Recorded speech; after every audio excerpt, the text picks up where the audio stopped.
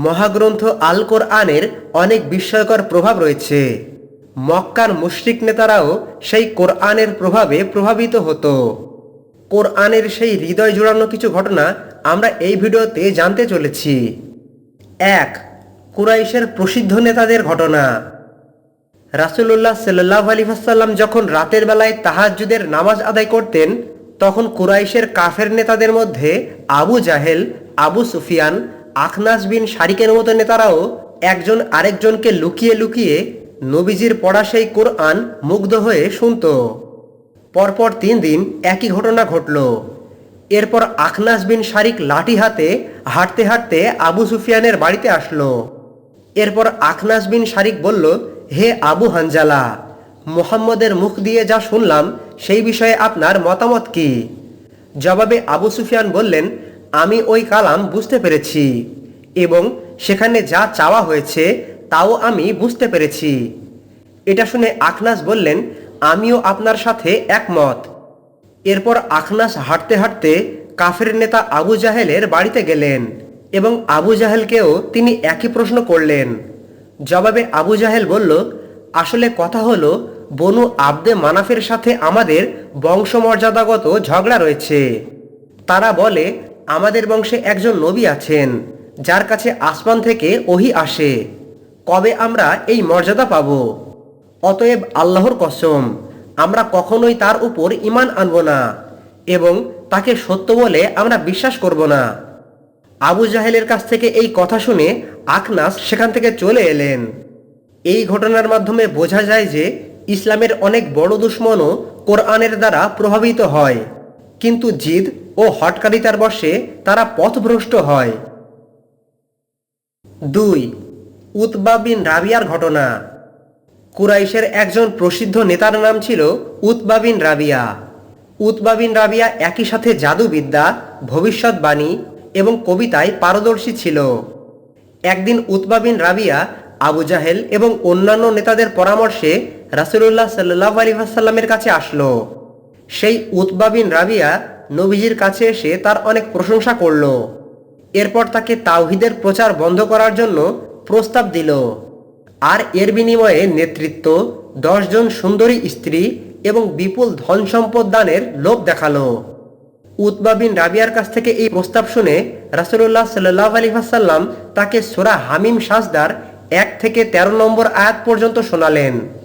এই সময় উতবা বিন রাবিয়া আত্মীয়তার দোহাই দিয়ে তার হাত নবীজির মুখে দিয়ে কোরআন পাঠ বন্ধ করতে বললেন। এরপর উতবা বিন রাবিয়া আবু জাহেল এবং অন্যান্য নেতাদের কাছে ফিরে আসলো এবং বলল, আল্লাহর কসম, এটা জাদু নয়, এটা কবিতাও নয়, আবার এটা কোনো ভবিষ্যৎবাণীও নয়। হে কুরাইশের লোকজন, তোমরা আমার কথা শোনো, তোমরা এই মানুষটিকে ছেড়ে দাও। যদি তিনি আরবদের উপরে বিজয়ী হন তাহলে তার রাজত্ব তোমাদেরই রাজত্ব, তার সম্মান তোমাদেরই সম্মান, তার মাধ্যমে তোমরা হবে সৌভাগ্যবান। উতবা বিন রাবিয়া আরও বলল যে, হে কুরাইশগণ, তোমরা জানো মুহাম্মদ কখনো মিথ্যা বলেন না। আমি ভয় পাচ্ছি যে তোমাদের উপর আল্লাহর গজব নাজিল না হয়। উতবা বিন রাবিয়ার কাছ থেকে এই কথা শুনে আবু জাহেল বলল, আল্লাহর কসম, মুহাম্মদ সাল্লাল্লাহু আলাইহি ওয়াসাল্লাম আপনাকে তার কথা দিয়ে জাদু করেছে। ৩. কাবার চত্বরের ঘটনা। একদিন কাবার চত্বরে উপস্থিত মক্কার মুশরিকদের একজন বাদে সকলেই রাসূল সাল্লাল্লাহু আলাইহি ওয়াসাল্লামের মুখে সূরা নাজম শুনতে শুনতে বিভোর হয়ে যায়। এরপর সূরার শেষ ৬২তম সিজদার আয়াত শুনে নবীজির সাথে তারা সিজদায় পড়ে যায়, কিন্তু শুধুমাত্র একজন বৃদ্ধা ব্যক্তি সিজদা করেনি। সে এক মুষ্টি মাটি তুলে নিজের কপালে ঠেকিয়ে বলেছিল, এটাই আমার জন্য যথেষ্ট। পরে সেই ব্যক্তি বদরের যুদ্ধে কাফের অবস্থায় নিহত হয়েছিল।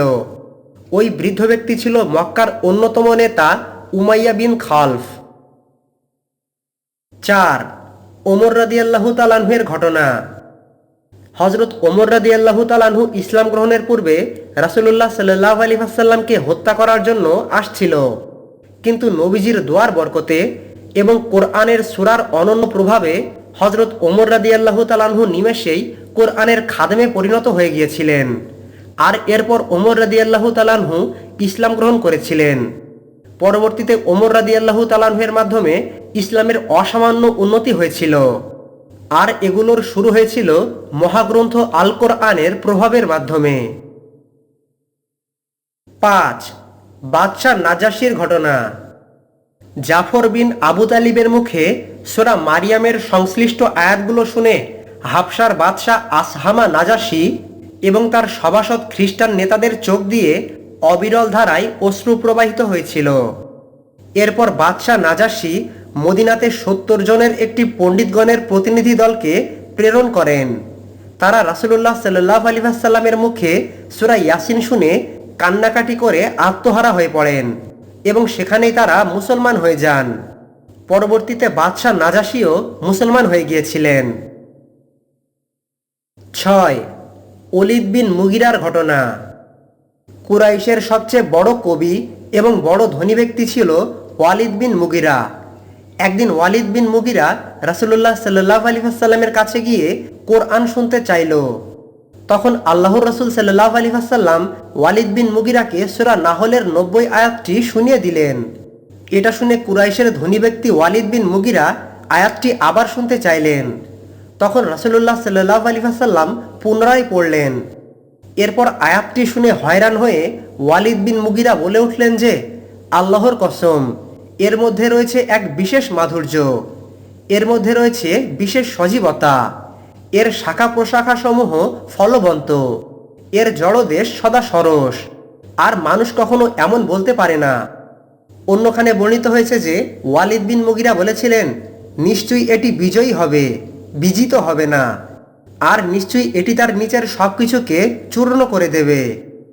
ওয়ালিদ বিন মুগিরার কাছ থেকে কোরআন সম্পর্কে এই প্রশংসা শুনে কুরাইশের কাফের নেতা আবু জাহেল বলল, আপনি যতক্ষণ পর্যন্ত মুহাম্মদের বিরুদ্ধে কিছু না বলেন ততক্ষণ আপনার সম্প্রদায় আপনার উপর খুশি হবে না। আবু জাহেলের কাছ থেকে এই কথা শুনে ওয়ালিদ বিন মুগিরা বললেন, ছাড়ো, আমাকে একটু ভাবতে দাও। এরপর ওয়ালিদ বিন মুগিরা ভেবেচিন্তে বলল, এটা অন্য থেকে প্রাপ্ত জাদু। বস্তুত কুরাইশের ধনী ব্যক্তি ওয়ালিদ বিন মুগিরার প্রথম কথাগুলো ছিল তার মনের কথা, আর শেষের কথাগুলো ছিল তার রাজনৈতিক কথা। এই প্রসঙ্গে সূরা মুদ্দাসসিরের 11 থেকে 26 আয়াতগুলো নাজিল হয়েছিল। 7. 360টি দেবদেবীর পূজারীর ঘটনা। পবিত্র কোরআনের প্রভাব এত বেশি যে 360টি দেবদেবীর পূজারী নিমেষেই সবকিছু ছেড়ে এক আল্লাহর ইবাদতকারী হয়ে গিয়েছিল। যারা কখনো কোনো আইন মানতে বাধ্য ছিল না, সেই অবাধ্য মরু আরব নিমেষেই আল্লাহ তাআলার আইনের সামনে এসে মাথা পেতে দিয়েছিল। কোনো বাহিনীর প্রয়োজন হয়নি, বরং তারা নিজেরাই এসে রাসূলুল্লাহ সাল্লাল্লাহু আলাইহি ওয়াসাল্লামের কাছে মৃত্যুদণ্ডের জন্য পীড়াপিড়ি করেছিল। মায়েজ আসলামী, গামেদি মহিলা প্রমুখদের ঘটনা যার জাজ্জল্যমান প্রমাণ। 8. জুবায়ের বিন মুতাইমের ঘটনা। বদরের যুদ্ধে বন্দী ব্যক্তিদের মুক্তির ব্যাপারে আলোচনার জন্য কুরাইশ নেতা জুবায়ের বিন মুতাইম মদিনায় উপনীত হয়েছিলেন। এরপর তিনি মাগরিবের জামাতে রাসূলুল্লাহ সাল্লাল্লাহু আলাইহি ওয়াসাল্লামের মুখে সূরা তুরের আয়াতগুলো শুনে দারুণভাবে প্রভাবিত হয়েছিলেন। পরবর্তীতে জুবায়ের বিন মুতাইম বলেছিলেন যে, এর মাধ্যমে আমার হৃদয়ে প্রথম ঈমান প্রবেশ করে। 9. কবি লাবিদ বিন রাবিয়ার ঘটনা। জাহিলি যুগের মুআল্লাকা খ্যাত কবি লাবিদ বিন রাবিয়া ইসলাম কবুল করার পর কবিতা লেখা বন্ধ করে দিয়েছিলেন। এরপর খলিফা ওমর রাদিয়াল্লাহু তাআলা আনহু কুফার গভর্নরের মাধ্যমে তাকে এর কারণ জিজ্ঞাসা করেছিলেন।